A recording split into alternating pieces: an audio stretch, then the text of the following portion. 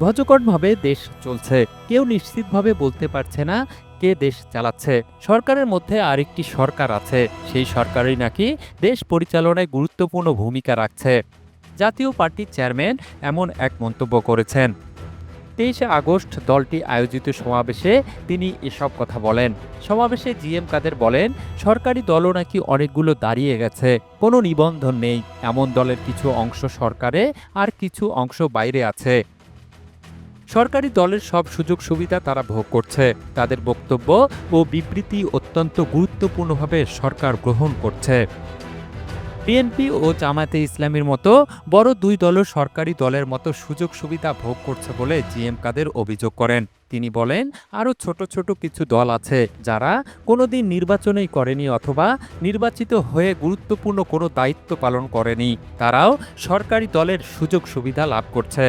দেশে কার্যত বিরোধী কণ্ঠস্বর নেই মন্তব্য করে জিএম কাদের বলেন, সরকারি দলগুলোর বাইরে যেসব দল রয়েছে তাদের নির্বাচনে অংশগ্রহণের সুযোগ নিয়ে রহস্য রয়েছে। প্রশ্ন হচ্ছে, বেশিরভাগ মানুষ কি এই কয়েকটি দলের সমর্থক? সবাই কি এই দলগুলোকেই ভোট দেবে? দেশের 2/3 মানুষ এই সরকারের কর্মকাণ্ডের বিরোধী বলেও মন্তব্য করেন তিনি। জাতীয় পার্টি দেশের বৃহৎ জনগোষ্ঠীর মুখপাত্র উল্লেখ করে জিএম কাদের বলেন, এই কারণেই জাতীয় পার্টির ওপর অত্যাচার ও নির্যাতন চলছে। জাতীয় পার্টির নেতাকর্মীদের নামে একের পর এক মিথ্যা মামলা দেওয়া হচ্ছে।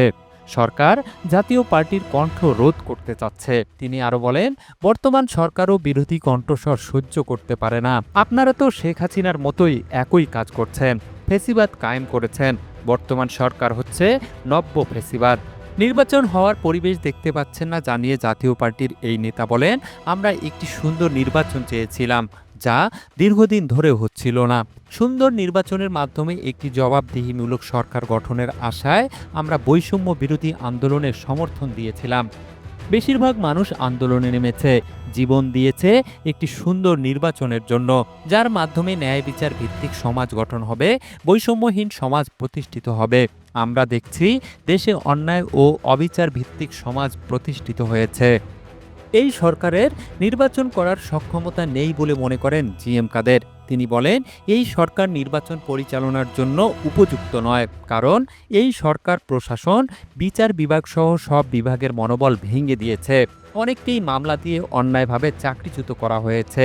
যে পদগুলো খালি হচ্ছে সেখানে নিজস্ব লোকজন নিয়োগ দিয়ে দলীয়করণ করছে। অবাধ নির্বাচন করতে চাইলে সবাইকেই নির্বাচনে অংশ নিতে দিতে হবে বলেও মন্তব্য করেন তিনি। জুলফিকার জুয়েল, 52 আলো, নিউজ ডেস্ক।